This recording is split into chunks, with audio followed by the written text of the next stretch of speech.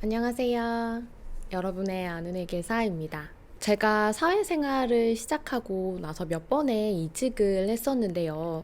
오늘은 소위 말하는 시내 직장의 입사와 퇴사에 관한 썰을 풀어볼까 합니다. 먼저 이야기하기에 앞서서 사람의 가치관은 상당히 다르고 주관적이고 또 이런 생각들, 오늘 제가 이 영상에서 말씀드리는 생각들은 그냥 저의 지극히 개인적인 관점에 해당하는 것이기 때문에 그런 부분들은 잘 고려해서 들어주셨으면 합니다. 저는 회계법인의 감사본부에서 세 번째 시즌 전에 회사에 그만두겠다고 말씀을 드렸는데요.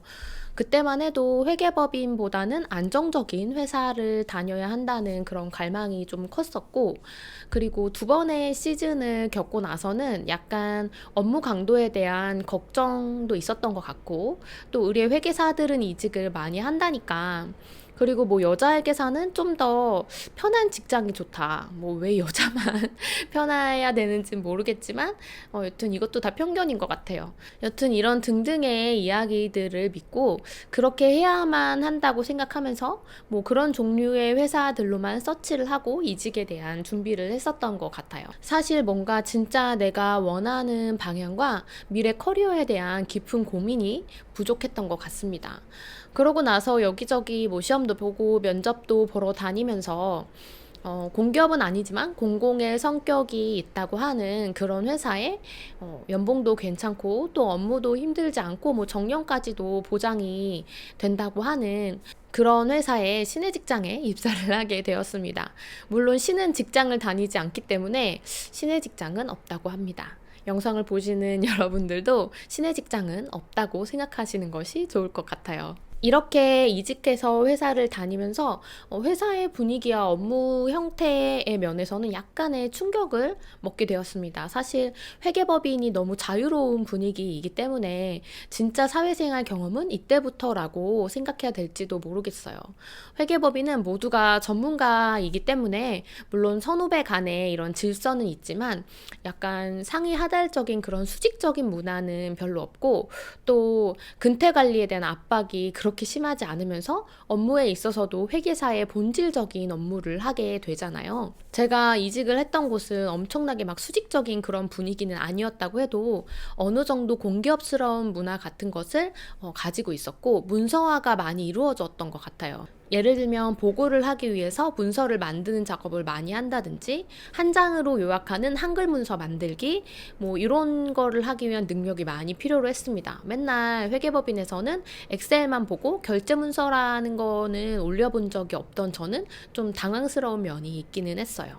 그리고 가장 견디기 힘들었던 점은 물론 저의 회계사 자격증이 이 회사를 입사하는 데에는 큰 도움이 될 수 있었겠지만 입사 후부터 회계나 세무 업무 글자만 들어가면 일단 저에게 화살이 돌아오는 그런 업무들도 있기는 했지만 그렇다고 해서 회계사 자격증을 취득한 노력이 이 회사에서 써먹을 수 있는 부분은 많이 없었던 것은 사실입니다.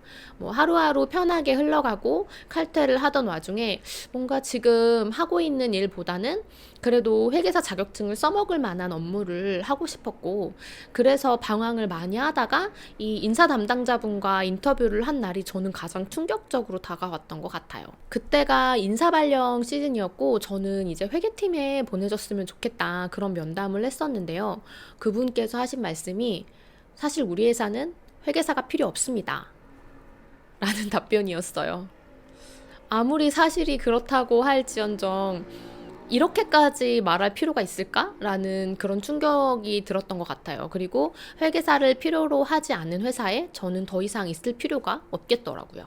그 면담 전에도 방황을 했지만 면담 이후에는 더 크게 상당한 방황을 하게 되었고 저는 편안하게 정년 보장하는 이런 것보다 일에 대한 욕구가 그래도 조금 있는 편이었던 것 같아요.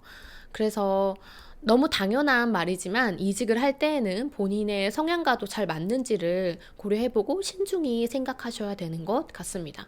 그래서 이직하기로 한 곳은 다시 회계법인이었어요. 역시 회계사는 회계법인을 다닐 때 가장 빛을 발하는 게 사실인 것 같아요. 다른 선배님들과 얘기를 해봐도. 그리고 이게 본업이기도 하니까요.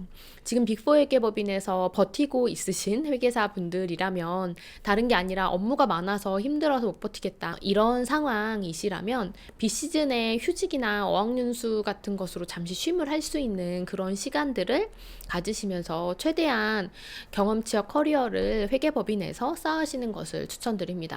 저는 그렇게 빅4 회계법인 세무본부로 다시 돌아갔고 많이 배우고, 사실 지금도 많이 부족하긴 하지만 개업회계사의 길을 걷게 되었습니다.